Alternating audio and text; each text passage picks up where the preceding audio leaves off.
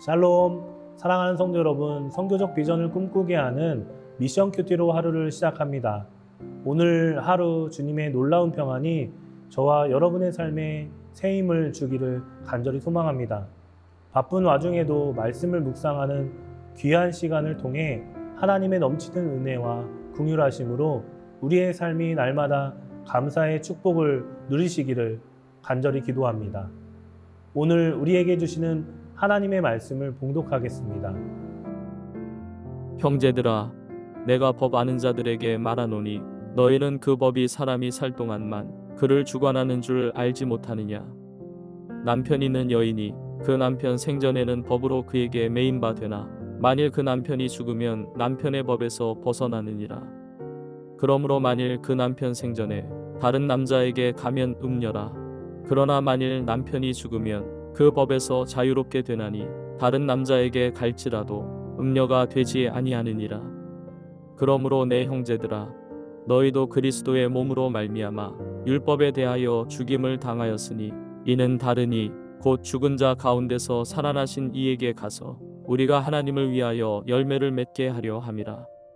우리가 육신에 있을 때에는 율법으로 말미암는 죄의 정욕이 우리 지체 중에 역사하여 우리로 사망을 위하여 열매를 맺게 하였더니 이제는 우리가 얽매였던 것에 대하여 죽었으므로 율법에서 벗어났으니 이러므로 우리가 영의 새로운 것으로 섬길 것이요 율법 조문에 묵은 것으로 아니할지니라. 로마서 7장 5절과 6절을 율법으로 말미암는 죄의 정욕이라는 부분이 있습니다. 이를 세 번역으로 보니 이런 표현이 있었습니다. 문자의 얽매인. 이 표현에는 율법을 의미하지만 그 내용이 다릅니다.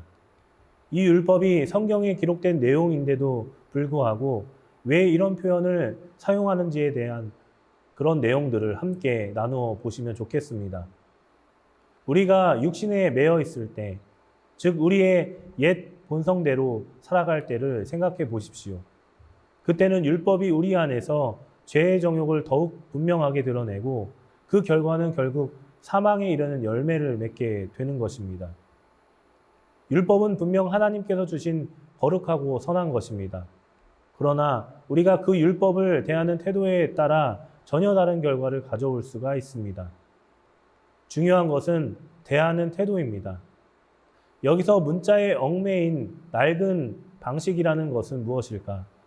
첫 번째는 율법의 형식적인 준수만을 추구하는 것입니다. 율법의 조항들을 글자 그대로 지키는 데만 집중하고 그 뒤에 숨어있는 하나님의 마음이나 율법의 진정한 목적을 놓치는 그런 태도를 말합니다.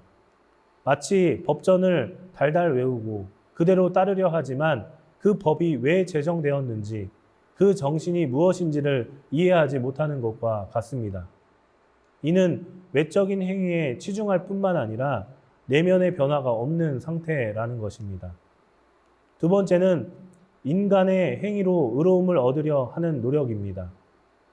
율법의 모든 조문을 완벽하게 지킴으로써 하나님 앞에서 나는 의롭다라는 인정을 받으려는 시도입니다.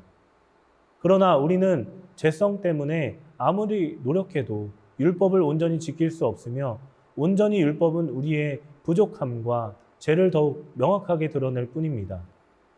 이러한 인간적인 노력은 결국 실패할 수밖에 없는 방식입니다. 죄의 본성 앞에 우리는 무기력합니다. 세 번째는 성령의 능력이 없는 상태를 의미합니다. 문자의 얽매인 것은 성령께서 우리 안에서 역사하시고 변화시키는 능력이 배제된 상태입니다. 율법의 조문만을 붙잡고 씨름하지만 성령께서 주시는 새 생명과 내면의 자유를 경험하지 못하는 것입니다. 그렇다면 율법은 분명 성경에 기록된 하나님의 말씀인데 왜 바울은 문자의 얽매인이라는 표현을 썼을까요?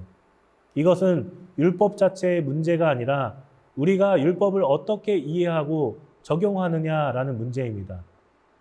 율법의 진정한 목적은 우리가 죄인임을 깨닫게 하고 우리 자신의 힘으로는 하나님 앞에 설 수 없음을 알게 하는 데 있습니다. 율법은 우리를 그리스도께로 인도하는 안내자와 같습니다. 그러나 이제는 어떻습니까? 로마서 7장 6절은 우리를 얽매고 있던 율법에 대해 우리가 죽었으므로 율법에 벗어났다라고 선언합니다. 이것은 우리가 더 이상 율법의 정죄 아래 있지 않다라는 것을 의미합니다.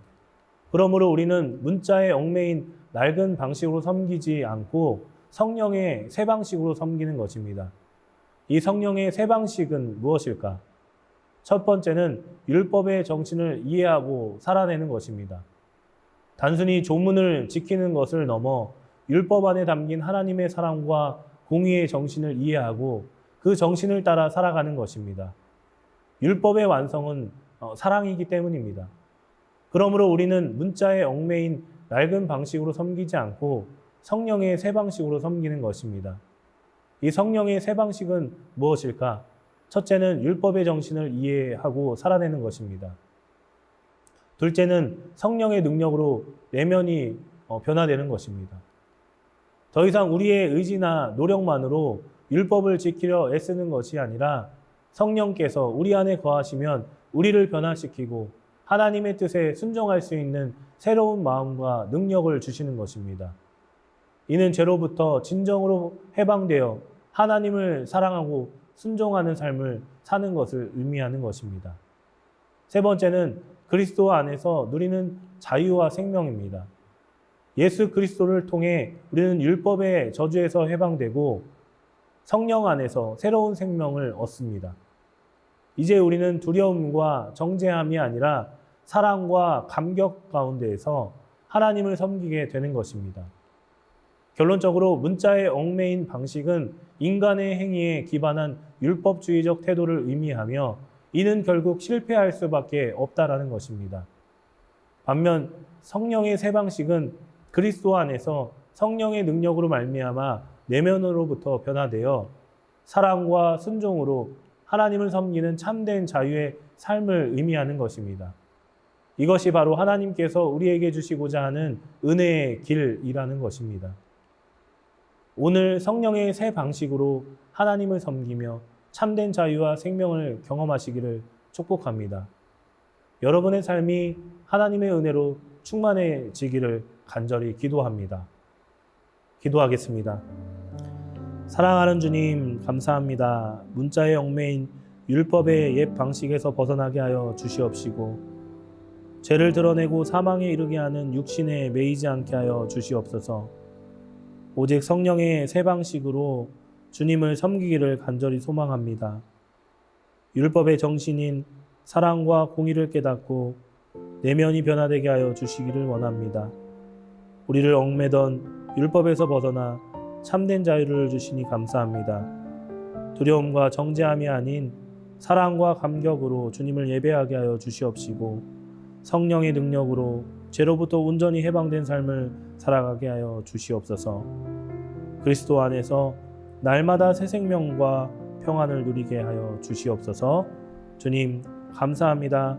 예수님의 이름으로 기도합니다. 아멘.